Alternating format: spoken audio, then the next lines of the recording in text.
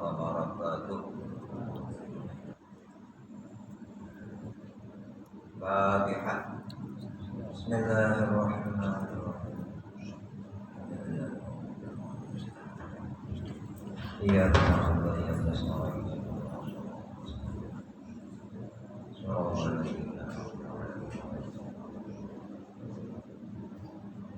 Bismillahirrahmanirrahim. Alhamdulillahi rabbil alamin. Wassalatu wassalamu ala sayyidil mursalin sayyidina maulana Muhammad wa ala alihi wa sahbihi. Allahumma iftah lana rahmataka wa nashhadu ala rahmatika. Ya dzal jalali wal ikram rabbi shrah li sadri wa yassir li amri wahlul 'uqdatam min lisani yafqahu qawli. Subhanaka la 'ilma lana illa ma 'allamtana innaka antal hakim. Allahumma shalli wa sallim wa barik ala sayyidina Muhammadin wa ala alihi wa sahbihi. Allahumma shalli ala sayyidina Muhammad wa alihi kama la ya'lamu kama tu'addu kamali. Allahumma shalli ala sayyidina Muhammad wa alihi wasallam. Wa bil mulki min qulubi nasbiha musliman wa ta'ala. Sa'altu wa 'ala al-'ali wa rahmatan wa 'ala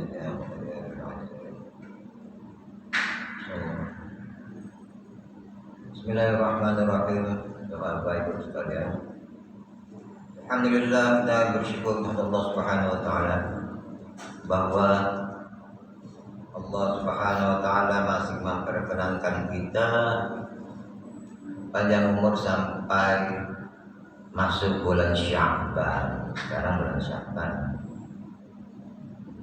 Bulan Sya'ban tapi ada kalender lain. Tadi masih bulan Rajab di yang 30 Rajab. Tapi saya lihat lebih banyak tadi masuk bulan Sya'ban. Tadi malam lah mereka itu pakai hisab. Udah hisab kadang-kadang nggak sama. Nah, yang saya pakai tadi Sya'ban karena ru'yah. Ada ru'yahnya menyatakan tadi sudah mulai masuk bulan Sya'ban.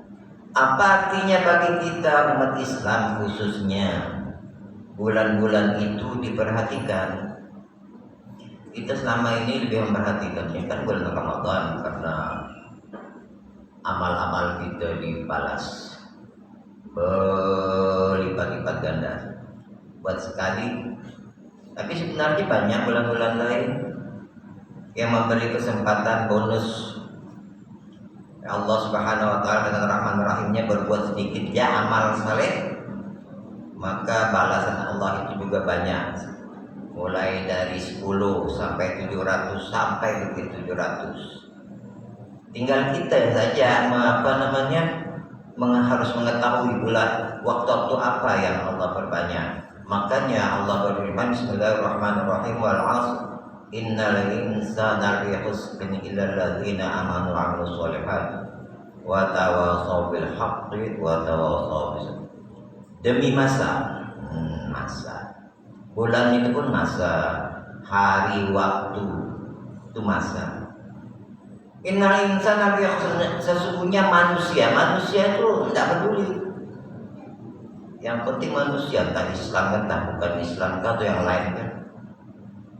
Lafi khusrin, sungguh berada dalam kerugian, rugi semuanya itu. Entah itu beragama Islam bukan termasuk kita ini rugi. Jadi yang menentukan sudah Allah bukan yang orang lain. Dan Allah menyatakan kerugian kita itu dengan kata-kata sumpah.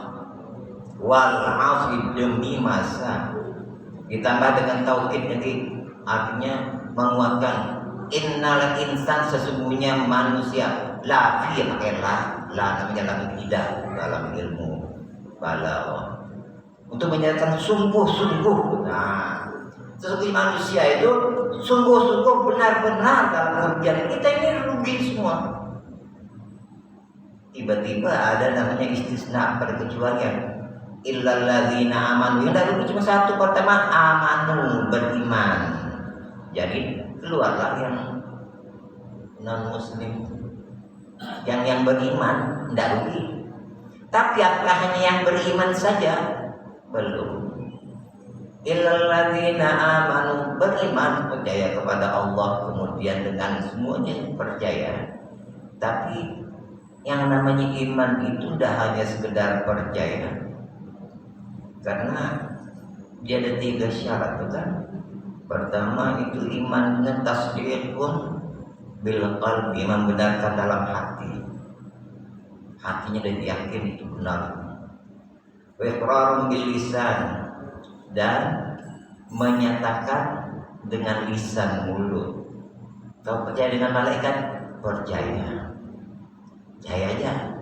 Kau percaya bahwa malaikat itu setiap perbuatan itu dicatat? Nah, kalau sampai ke sana, percaya dah. Seperti sekarang kita ada duduk nih, kita duduk sekarang semua ini. Apa tidak sadar bahwa kita duduk itu kena catat sama malaikat? Kalau di sebelah kanan namanya Rafiq, kalau sebelah kiri Atid, pesan enggak kita ini ditulis nama kita gini-gini. Sebabnya nanti di akhirat itu lah yang jadi buku rapor. Istilahnya itu absensi. Nah, sini tulis namanya ini, waktunya sekian, lengkap lah kalau malaikat nyatat. Ilal ladzina amanu, berimanlah yang percaya malaikat. Kalau saya percaya, kemudian saya percaya, tapi tasdiqun bil qalbi, jangan, tapi ada ditambah wa amalun bil arkan, dan mengerjakan dengan rukun-rukunnya. Kalau percaya, misalnya kita percaya malaikat mencatat kebaikan dan keburukan, tentulah kalau kita percaya hanya mulut, harus hatinya dan amalnya sekali harus dikerjakan, yaitu tidak mau dia berbuat maksiat karena takut di sebelah kirinya nih dicatat kan. Jangan macam-macam. Itu mana ada istilahnya malaikat tidak nengok, tidak ada. Sehingga kalau kita benar-benar iman kepada malaikat mencatat, dalam keadaan bagaimanapun kita tidak akan berbuat buruk, pasti berbuat baik, karena takut dicatat malaikatnya nanti bertanggung jawabannya ya Allah hisab, pada hari hisab. Nah, itu iman kepada malaikat itu kan rukun iman. Alladzina amanu, yang beriman ya. Tapi belum lagi itu masih belum lengkap. Kalau beriman itu dah hanya kepada malaikat, kan dari Allah dulu, ya enggak? Antuk minabillahi, kau beriman kepada Allah. Kepada Allah malaikat tidak seperti Allah. Kalau mereka hanya lahir saja yang nampak, yang dicatat. Kalau Allah bukan dia lahir, batin pun dia. Sekarang dia ini misalnya tidak mengerjakan maksiat atau tidak berbuat jahat, karena siapa? Sana lagi. Apakah karena hanya takut dicatat malaikatnya, ataukah karena takut kepada? Karena aku ini, kata Allah, sembunyi pun dimanapun dia tetap Allah mengetahui. Nah, ini ibu kalimatnya kuat. Kalau hanya itu malaikat, nanti yang tak dicatat dalam hati ini, misalnya nak nipu orang, malaikat tak catat, mana malaikat tahu tentang hati. Dicatat kalau udah berbuat baru dicatat. Kalau dalam hati hanya Allah. Nanti iman itu yang tak rugi tadi itu, dia tidak akan mengerjakan perbuatan jahat dan selalu berbuat baik, dan hubungannya bukan karena takut makhluk.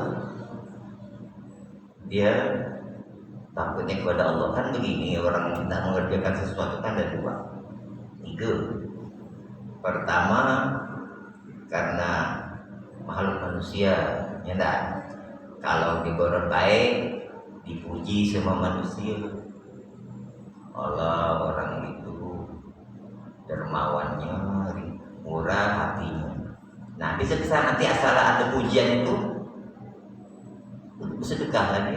Tak ada yang puji, enggak. Nah, itu manusia namanya. Atau ini berbuat baik karena hanya karena malaikat, tidak ingat bahwa semuanya itu bergantung kepada Allah. Tapi tingkat paling tinggi, tapi itu bagus gak? Karena malu sama manusia itu kan, al-haya'u minal iman, malu itu termasuk sebagai dari iman. Masih bagus daripada tidak peduli dengan manusia, lihat pantainya aja. Zaman sekarang ini itu kan udah bebas. Kalau dulu mana ada orang berani Contohnya begini, zaman dulu orang-orang dulu berpacaran tengah jalan kan masih madu, makin lama-lama kan dah nyaman dah agak kurang sedikit malunya. Nah, semakin lama. Tapi kalau imannya kuat dia tidak peduli bila waktunya. Nah, itu yang lain itu illalladzina aman, beriman. Contoh pertama dia malu kepada manusia, ya enggak? Kemudian ingat bahwa ada malaikat tak mau berbuat yang maksiat berbaik ya. Ingat dari tinggi imannya, bukan karena malaikat bukan manusia, tapi karena Allah. Jadi hatinya itu takut dan malu itu hanya karena Allah. Itulah iman yang paling tinggi. Semakin tinggi dia pun kerugian hilang, makin lama makin untungnya. Illalladzina amanu, hanya beriman ya kurang masih, karena iman itu harus amalun bil arkan, mengamalkan dengan rukun-rukun iman. Illalladzina, Allah tak hanya menyatakan illalladzina, tambah lagi wa amilus sholihat, dan beramal, berbuat yang baik-baik. Sholihat itu kan yang sesuatu yang baik-baik, yang baik-baik ya. Yang lain rugi itu masih. Dan kita amal-amal yang baik banyak sekali, amal baik ya. Kalau masuk ke masjid amal baik sholihat itu kan sholat, ya, baca Quran, berzikir, bersolawat, atau juga mendengarkan majelis ilmu. Ini amal saleh namanya. Malaikat catat. Bisa kita duduk begini nih. Malaikat catat ini catatnya. Kemudian setelah itu dia mendoakan, ya Allah, doa malaikat sudah gitu ya kebanyakan. Ya Allah, ampunilah dosa orang ini, bila rahmat kepadanya, kabulkanlah permohonannya gitu ya. Bagus semua doanya. Jadi kita berada di sini jangan dihitung dari sekedar dulu mendengarkan, dah. Ingat bahwa kita di sini ada ganjarannya. Nah, itu yang kita cari dan tak rugi. Jadi kalau kita datang, pas datang, kenapa? Contoh, ada peringatan Isra Mi'raj. Siapa ceramahnya? Ini tak bagus tuh, tak usah pergi.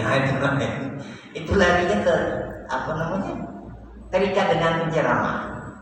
Begini, ini bagus itu yuk, nolak di lapangan. Kadang tengok penceramah. Tapi kalau kita alih ke lain, tak usah ingat, tak usah dengan ilmunya jalan. Walaupun ilmunya untuk nambah ilmu. Kenapa? Ya karena disuruh sama Rasulullah untuk ilmu. Nah itu dah lain dah ininya. Menggunakannya waktu itu udah tidak masuk rugi kan. Wa amilus sholihat, itu amal saleh. Terus kemudian kita mau pergi naik motor contoh, tiba-tiba ada kawan mau ikut tapi dia tak punya kendaraan. Amal sholihat ini kalau kita ingat, ini ada motor, pinjamlah motor saya di 2, kau pakai ini aja. Harus diingat itu bahwa itu adalah amal soleh supaya tidak rugi. Itu pahala itu dulu. Nah banyak sekali sebenarnya. Itu namanya kita beribadah. Ibadah melalui jalan yang lain. Banyak sekali. Mengapa saya bilang begitu? Karena ini bulan Sya'ban. Bulan Sya'ban itu kan berlipat-lipat. Dikatakan itu bulan Sya'ban itu namanya Syahrul Mutahhir, bulan untuk mensucikan. Kalau Rajab itu yang hadiah sudah lewat, itu yang menggandakan balasan Allah. Dan Sya'ban ini Rasulullah menyatakan Sya'ban itu kan syahri, bulanku. Jadi kita ambil waktu al-asr itu menjadi masa yang sekarang ini. Masanya bulan Sya'ban. Rasulullah hanya bulan Sya'ban itu terkenal paling banyak puasa, ibadahnya terkenal sejak Siti Aisyah itu menyatakan, aku belum pernah melihat Rasulullah puasa yang lengkap sempurna kecuali bulan Ramadan, dan katanya paling banyak puasanya selain Ramadan itu bulan Sya'ban. Malah ada kadang seluruh bulan Sya'ban puasa, terus dari berhenti nyambung langsung ke Ramadan. Alat Rasulullah begini, bulan Sya'ban itu kan diangkat amal kita setahun tuh, yang sejak awal Sya'ban yang lalu dulu, mulai di Sya'ban tahun lalu dihitung amal kesalahan sampai nisfu Sya'ban sekarang nih, nanti nih amal kita dikumpulkan. Kemudian malam nisfu Sya'ban diangkatlah, dilaporkan ini orang yang beramal. Malaikat yang nunggu, tahu kenal di sama kita semua itu sebenarnya. Nah, apa yang kita buat sejak tahun lalu kan begini ya. Tiap hari amalan kita diangkat, itu setelah subuh dan asar. Amalan hari itu. Nah, amalan hari itu tuh habis subuh amalan hari ini nih, kita bangun tidur. Tidak sembahyang subuh misalnya. Angkat gak hari itu mungkin. Kan malaikat tuh berganti di shift itu Bang. Satpamnya itu. Pada waktu pergantian subuh, ketika masih subuh, yang malam tadi naik, turunlah yang ganti yang lain. Itu kan melapor subuh ke atas. Tadi saya temukan karena Allah itu bertanya bagaimana keadaan hamba. Bukan berarti Allah tidak tahu, yang peraturnya begitu. Kata malaikat satu, saya lihat dia ibadah sholat subuh. Tuh gitu. Yang turun nanti dia naik lagi gitu. Waktu saya turun saya ketemu dia sedang beribadah tengah sholat subuh. Itu namanya apa? Dilaporkan ada dua sholat subuh itu kan begini. Wa Qur'an al-fajr, inna Qur'an al-fajri kana mashhuda. Sesungguhnya Qur'an al-fajr itu sholat subuh itu disaksikan oleh malaikat. Jadi dua malaikat berdiri dan melapor pada Allah. Satu dia tengok, nanti gimana? Oh dia tidur tadi. Dan katanya, masih tidur, katanya itu ya laporan tiap hari itu. Kemudian ada namanya laporan seminggu sekali. Amal gitu ini Bang. Seminggu sekali itu setiap hari Senin. Nah itu. Makanya Rasulullah suka puasa hari Senin. Rasulullah kenapa? Katanya kata puasanya itu hari kelahiran dari Senin dan diangkat amal dari Senin, dan aku suka ketika kalau diangkat amalku aku sedang puasa. Nah, gitu Pak. Jadi angkat ini kalau tengah puasa angkat ke atas. Itu. Ada seminggu sekali, kemudian ada yang setahun sekali yang nanti nisfu Sya'ban ini. Nisfu Sya'ban ini akan diangkat, dan ingat ya nisfu Sya'ban. Nah, nisfu Sya'ban itu pertama doa tidak ditolak. Kan ada 5 malam itu yang doa tidak ditolak. Dengan subuh berdoa pertama malam Jumat. Yang kedua awal bulan Rajab. Yang ketiga nisfu Sya'ban. Yang keempat malam Idul Fitri. Jadi malam Idul Fitri itu tengah malam itu kita bangunlah berdoa, tidak ditolak. Yang kelima malam Idul Adha, dengan syarat, ada syaratnya. Nisfu Sya'ban tuh kan innallaha la yaqbal, innallaha la yaqbali'u hambanya. Sesungguhnya Allah itu memperhatikan hambanya. Siapa yang dilihat Allah, dia ampuni dosanya. Jadi artinya kita tengah baik. Entah kita tiap malam nisfu Sya'ban nanti Allah akan melihat hambanya. Siapa yang dia hambanya? Dosa yang bisa.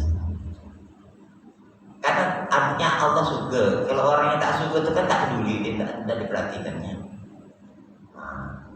Dan semua akan diampuni dosa-dosa itu tuh yang dah lalu tuh remisi. Cuma ada golongan yang tidak kena diampuni. Ada yang dalam hadis ini menyatakan 2, ada yang menyatakan 4. Sampai yang 2, yang pertama musyrik, berbuat syirik, orang yang menyekutukan Allah, itu tidak diampuni dosanya. Yang lain itu diampuni. Termasuklah yang syirik itu tukang tenung, dukun, tukang ramal, tidak tuh. Kedua, tukang sihir.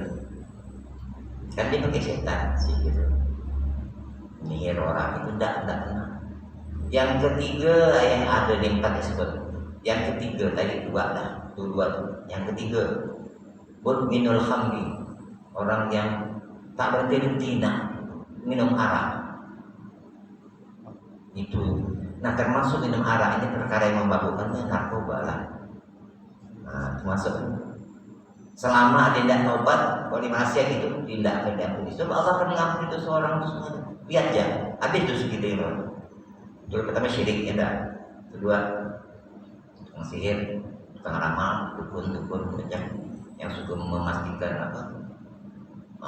Nanti kalau kau begini kau begini, itu dia memastikan masa depan nasib juga itu tidak boleh.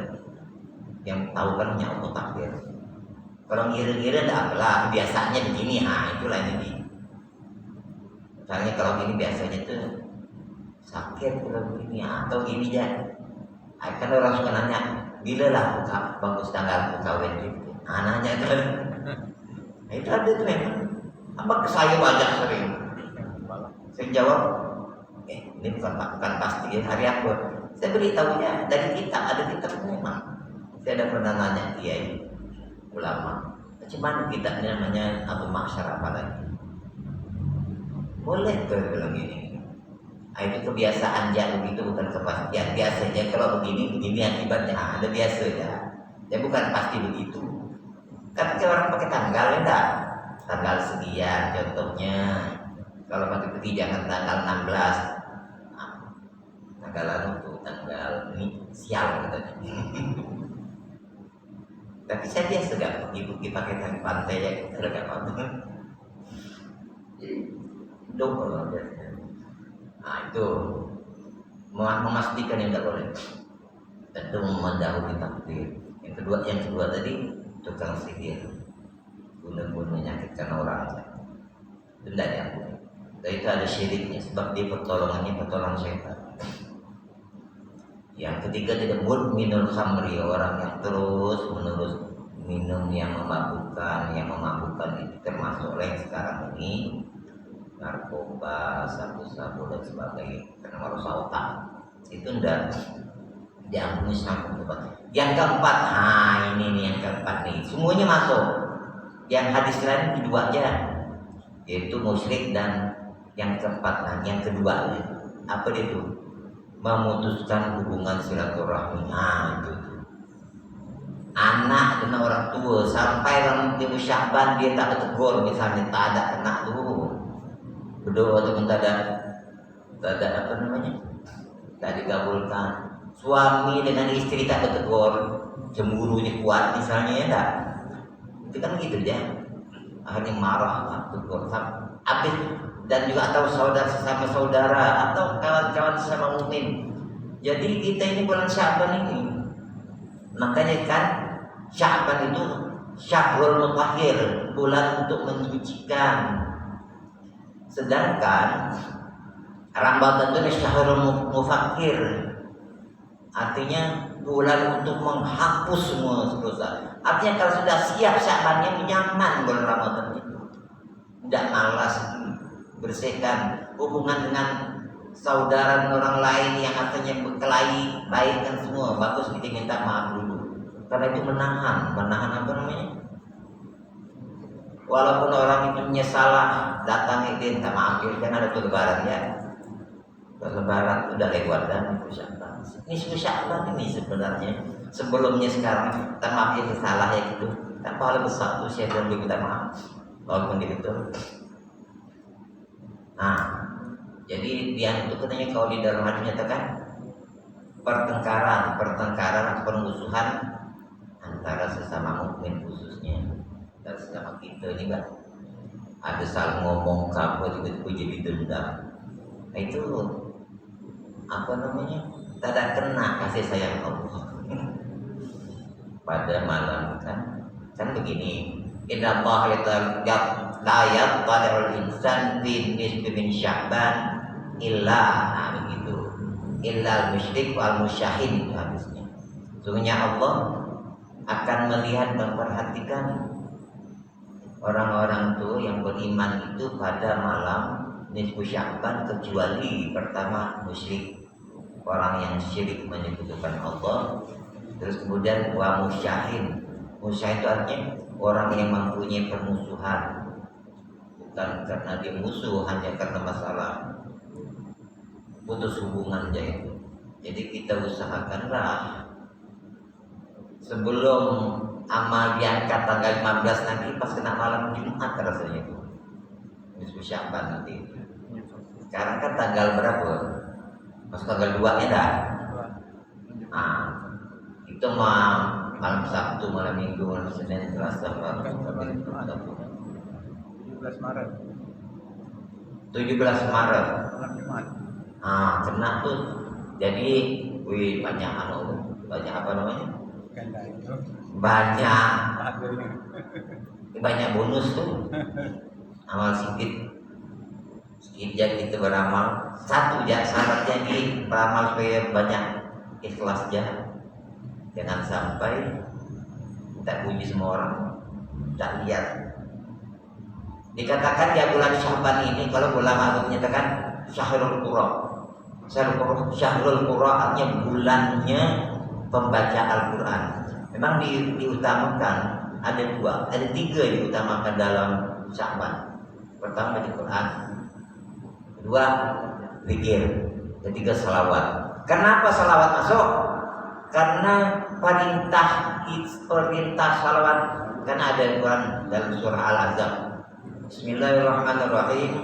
Innallaha wa malaikatahu yusholluna 'alan nabi ya ayyuhalladzina amanu shollu 'alaihi wa sallimu taslima. Sesungguhnya Allah dan malaikatnya bersalawat kepada Nabi. Wahai orang-orang yang beriman, bersalawatlah kepada Nabi dan kirimkanlah salam penghormatan kepada Rasulullah. Nah, ayat itu turunnya pada bulan Sya'ban, hari Selasa.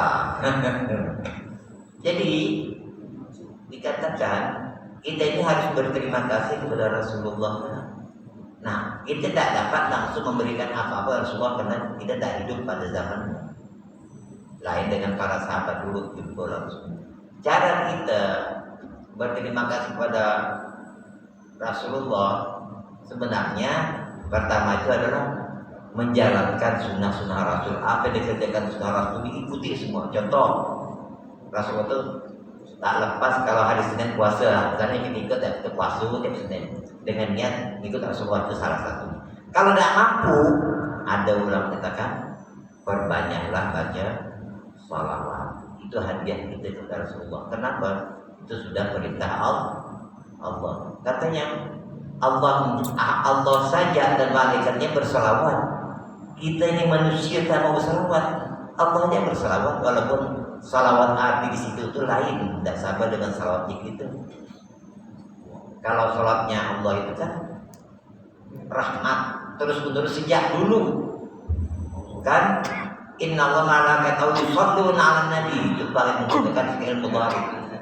Fi'il mudhari itu yang menyatakan suatu perbuatan sedang dilakukan dan terus dilakukan, itu fi'il mudhari. Sebenarnya Allah bersalawat. Dia sejak dulu Allah bersalawat terus sampai nanti. Nah, itu yang menggunakan, bukan menggunakan fi'il madhi.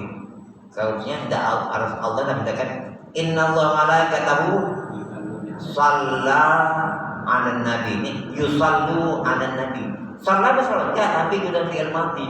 Kalau orang Inggris menyatakan itu past tense, simple past tense. Udah lewat dah.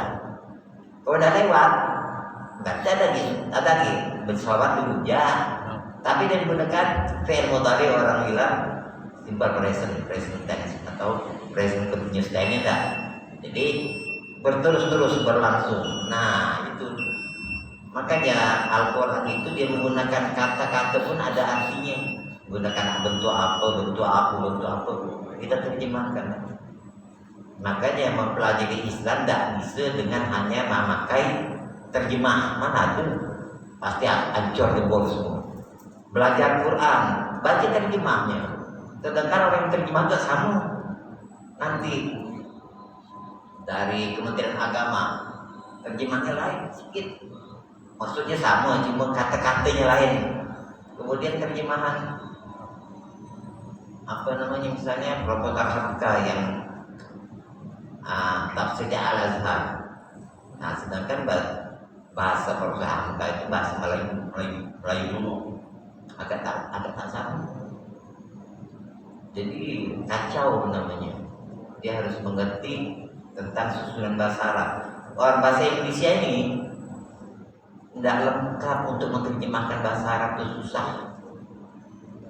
Dulu ada namanya Habib Yasin, menerjemahkan Al-Quran secara puisi, cantik lah terjemahannya, tapi digunakan pakai sastra puisi, sastra Indonesia. Banyak benar orang menentangnya, tapi angkat suka. Tapi saya suka gambarnya cantik terjemahan. Tapi ini menggunakan terjemah sastra Indonesia. Dia sendiri bukan ahli bahasa Arab gitu, Pak. Dari terjemah lain diubah jadi puisi cantik memang. Tapi dilarang, tidak ada gitu sekarang. Nah inilah ya. Jadi ingat ya, mulai sekarang tuh terus lagi saya menganut kali ini ya, keistimewaan Syaban hubungan dengan surah wal asri kita gunakan benar supaya kita tidak masuk rugi. Pada bulan Syaban ini, yaitu dulu kiblat kita sebelum Masjidil Haram kan ke Masjidil Aqsa. Kita ini kiblatnya itu pertama di sana, Masjidil Aqsa. Makanya di mana tuh? Kalau orang yang udah pergi umrah atau haji, kan ada masjid dua kiblat tuh.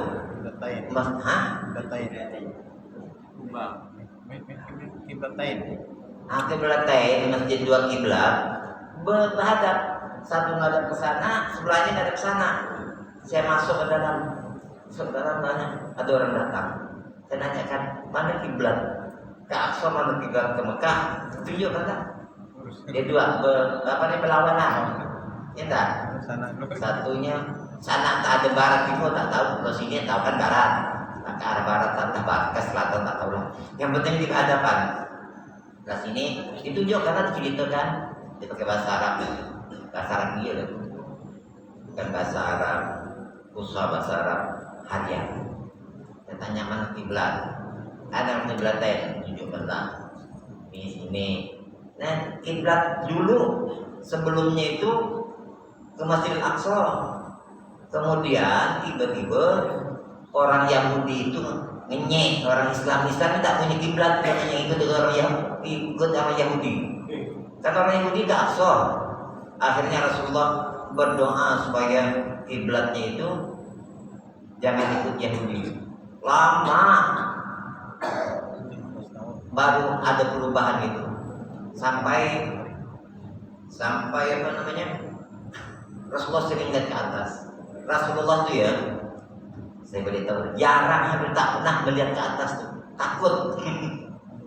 Malu melihat kan Allah, bukan berarti Allah tuh dinampak di atas, enggak, cuma majas kiasannya itu dengan Allah. Kan namanya kita dengan Rasul tak berani Rasul tuh angkat itu ke atas tuh.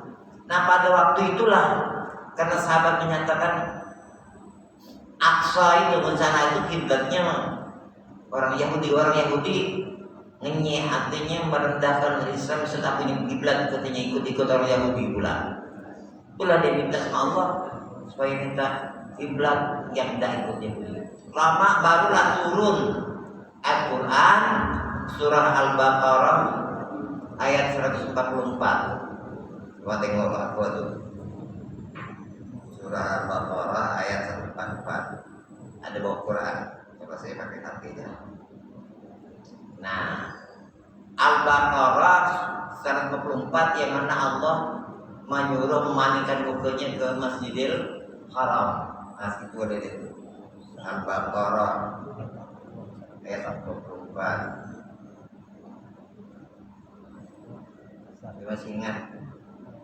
Nah ini Bismillahirrahmanirrahim. Qad nara taqalluba wajhika fis sama walau qala nuwalliyannaka qiblatan tardaha wa liwajhaka shatr masjidil haram fa aisma kun walu wujuh syatra wa innal ladzina utul kitaba ya'lamuna anna al-haqqu min rabbihim wallahu amma ya'malun. Kami melihat wajahmu ya Muhammad sering menengadah ke langit. Nah, Misalnya minta jawaban di mana apa namanya itu kiblat, naik ke atas. Kata Allah, kami ini Allah Rasul Allah tuh langsung ngomong, kami sering melihat wajahnya Muhammad menengadah ke langit, maka akan kami palingkan engkau ke kiblat yang kau senangi. Nah, ya enggak? Maka hadapkanlah wajahmu ke arah Masjidil Haram.